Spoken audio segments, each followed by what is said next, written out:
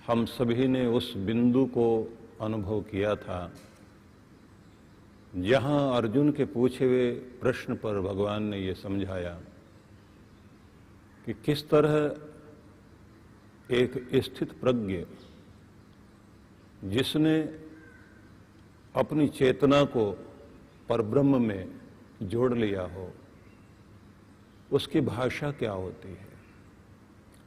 भगवान ने अपने सारे उपदेश में समझाते हुए कहा कि उसकी भाषा सांसारिक भाषा नहीं, वह अपने मौन में, आंतरिक संवाद में और परब्रह्म के साथ संलग्न होकर उस भाषा में अपने आप को रखता है कि जहां उसकी वाणी बाहर से प्रकट नहीं है, लेकिन अंदर जिससे बोलना है उसके सारे संवाद उस ओर चलने लगते हैं।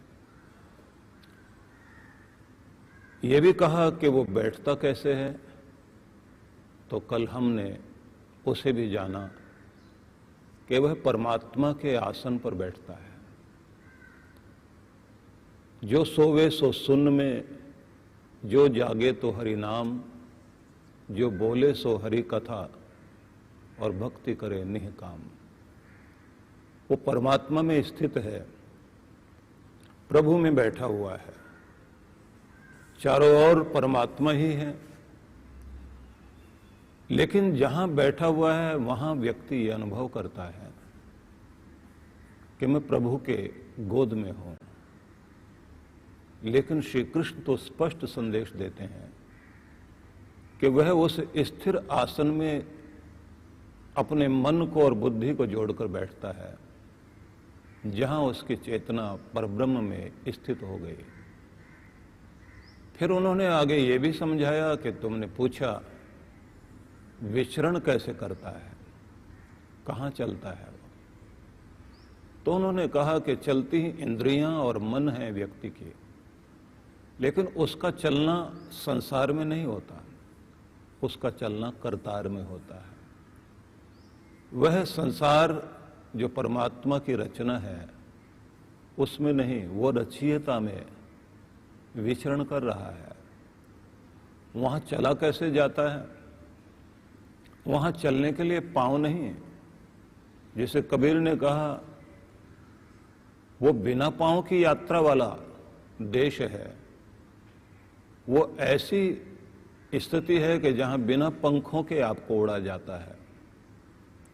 बिन बस्ती का देश है वो, और बिन पांव की यात्रा है। बाहर से आप उस यात्रा में चलते हुए नहीं दिखाई देते, लेकिन अंदर से पहुंचते दिखाई देते हैं। मतलब यह है कि उसकी सारी यात्रा आंतरिक यात्रा है। जो कुछ हमारे अंदर होता है वही हमारे बाहर दिखाई देता है। जब हम आंतरिक रूप से बेचैन हैं, अशांत हैं और परपीड़न के कार्य में लगे हुए हैं, बाहर से भले ही हम शांत दिखाई देते हों, लेकिन अंदर से इससे बदला ले लें, उसको चोट पहुंचा दें, उसके खिलाफ षड्यंत्र रच लें, तो थोड़े समय के बाद वो षड्यंत्र बाहर दिखाई देने लग जाएंगे। और प्रश्न ये नहीं है कि गेंद जहां से गई है तो वो लौटेगी नहीं, वो लौटकर चारों तरफ घेर लेती है। अशांति बांटने वाले व्यक्ति के जीवन में चारों ओर अशांति आती है। फूल बांटने वाला व्यक्ति सारे फूल भी बांट देगा तो भी हाथों की खुशबू उसमें, उसके हाथों में रह जाएगी। क्योंकि जो कुछ आप दे रहे हैं वो आप तक लौटता तो है ही, लेकिन उसकी गुण सुगंधी आपके जीवन में रहती है। इसलिए सभी तरह की बातें समझाने के साथ साथ अब प्रभु का वह प्रसाद जिसके कारण व्यक्ति के जीवन के कष्ट मिटते हैं, जिसके कारण उसके जीवन में शांति आती है, भगवान श्री कृष्ण उसको भी समझा रहे हैं। आपके पहले आंतरिक रूप से कष्ट मिटने चाहिए, आपके मन में पहले शांति आनी चाहिए। आंतरिक उद्विग्नता, बेचैनी आपकी दूर होनी चाहिए। जैसे आप अपने आप को संभाल लेते हैं तो फिर आप बाहर भी समाधान प्राप्त करते हैं। इसलिए समाधि ही समाधान है, जहां दुखों का समाधान हो जाता है। दुख केवल हम आज और कल का नहीं, दुख वो जो जन्म जन्मांतरों का चला आ रहा है, दुख वो जो आगे तक के लिए आपको दुखी करेगा, दुख की वह यात्रा जो जन्मों के साथ चली और जन्मों तक जा रही है, और हर बार नए नए दांव पेंच के साथ आपके सामने आपका दुख आएगा। और ये ध्यान रख लीजिए, आपकी बुद्धि और मन जब संसार में उलझा हुआ है तो समस्याएं आपकी बुद्धि से बड़ी होंगी, समस्याएं आपके मन से बड़ी हो जाएंगी, समस्याएं आपके सामर्थ्य से भी बड़ी हो जाएंगी, और समस्याएं इतनी बड़ी होंगी आपके कुल, परिवार, इष्ट जनों से भी बड़ी हो जाएंगी। लेकिन जैसे ही आपको अपनी पहचान आएगी तो ये याद रखना, तब समझ में आएगा कि आपसे बड़ी समस्या नहीं है, आप बड़े हैं, आपका दुख आपसे बड़ा नहीं है, आप जीत सकते हैं। इसलिए पहले स्वयं को पहचानना बहुत आवश्यक है। श्री कृष्ण जो कह रहे हैं उस पर आप मनन कीजिए। राग द्वेष युक्तस्तु विषयान इंद्रियश्चरन् आत्मवश्येर विधेतात्मा प्रसादम अधिगच्छते। विचारणीय शब्द है। राग द्वेष से वियुक्त, पहले हम सरल शब्दों में अर्थ समझें, फिर इसके गूढ़ अर्थ में भी जाएंगे। श्री कृष्ण अर्जुन को समझा रहे हैं कि परंतु अनुशासित मन वाला मनुष्य जो अपनी इंद्रियों को वश में रखे हुए है, अनुशासित व्यक्ति जो इंद्रियों को वश में किए हुए है, दो बातें हुई। ऐसा व्यक्ति राग द्वेष से मतलब हो गया लगाव और विरक्ति। यहां राग द्वेष का वो अर्थ नहीं लिया जाना चाहिए। यहां अर्थ लिया जाना चाहिए कि राग जो आपको आसक्ति देता है और द्वेष जो आपके जीवन में विरक्ति लाता है, किसी चीज से अटैचमेंट और डिटैचमेंट, लगाव और दूर भागना। तो फिर से समझिए, अनुशासित मन वाला मनुष्य अपनी इंद्रियों को वश में करते हुए लगाव और विरक्ति से जब मुक्त होकर विषयों में विचरण करता है, संसार के भोगों का भोग भोगता है, तो भी वह संसार में फंसता नहीं, बल्कि परमात्मा के प्रसाद को प्राप्त करता है, प्रसन्नता को प्राप्त कर लेता है। अब यहां विचारणीय बात है कि विषयों में रहोगे, आंखें तो देखेंगी, कान तो सुनेंगे। ऐसा तो है नहीं कि कानों में आप कोई चीज भर लें और आंखों में पट्टी बांध लें और दुनिया में आप विचरण नहीं करें। श्री कृष्ण कहते हैं, देखो, भोगो, चलो, खाओ पियो, जीवन के जितने भी कार्य हैं जो इस संसार को चलाने के लिए हैं, संसार में विचरण करने के लिए हैं, सबको कीजिए। उनमें आपको भागना नहीं है।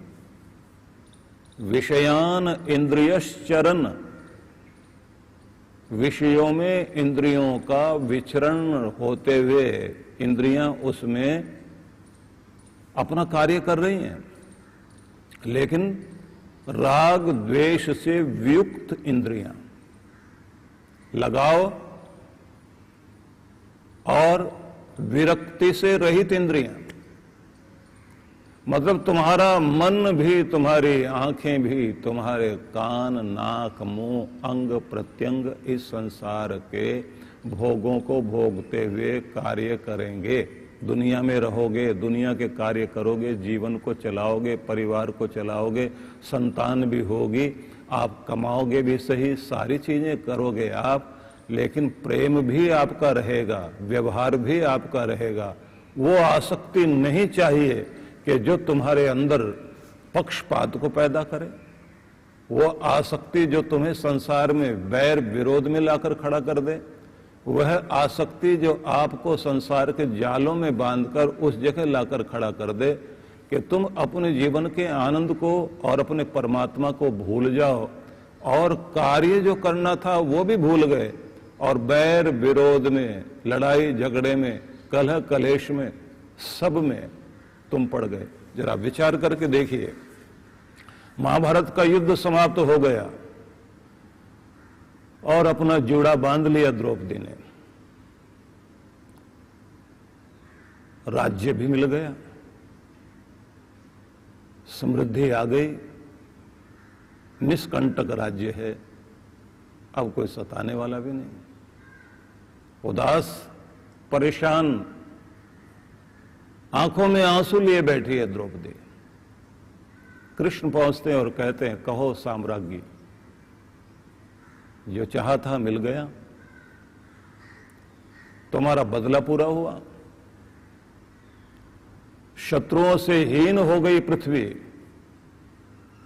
समृद्धि तुम्हारे द्वार पर आ गई और देश विदेश तक, दूर दूर तक, दिग दिगंत में तुम्हारी पताकाएं लहरा रही हैं।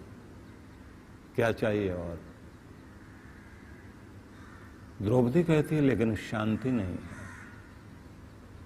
रोना नहीं जा रहा, आंसू नहीं रुक रहे हैं, मेरे बच्चे खो गए, मेरे आसपास मेरे रिश्तेदार जिनके कारण मेरे जीवन में खुशियां थी, खो गए। जमीन है, भूमि है, भवन है, जो भावनाएं जिनके लिए थी आज वो नहीं रहे। युद्ध ने न जाने क्या क्या छीन लिया, बदला पूरा हो गया, पश्चाताप रह गया।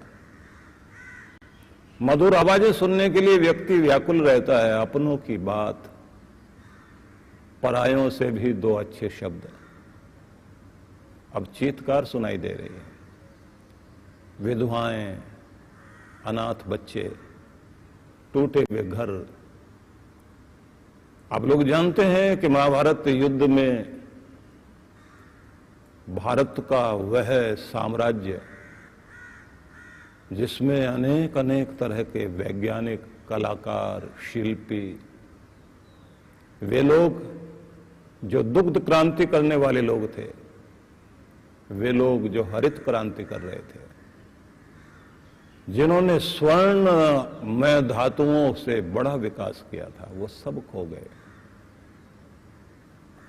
कहां से बैर चलता है और कैसे वो पनपता है और कितनी ऊंचाई पर जाकर ये क्रांति शुरू तो हो सकती है, लेकिन अपने बच्चों को खा जाती है, ये ध्यान रख लीजिए। इसलिए द्रौपदी के बच्चे जाते रहे, निपुती मां बैठी हुई है, उन बच्चों के सपने खो गए, बचा क्या? बैर खत्म हो गया। आदमी के मन में वो सारी पीड़ाएं होती हैं कि तुम्हें क्या हो गया था, ये जमीन साथ गई क्या, तुमने ऐसा क्यों किया, हमें तो इसलिए करना पड़ा क्योंकि तुमने किया था। द्रौपदी बोलती जा रही है और कृष्ण सुनते जा रहे हैं।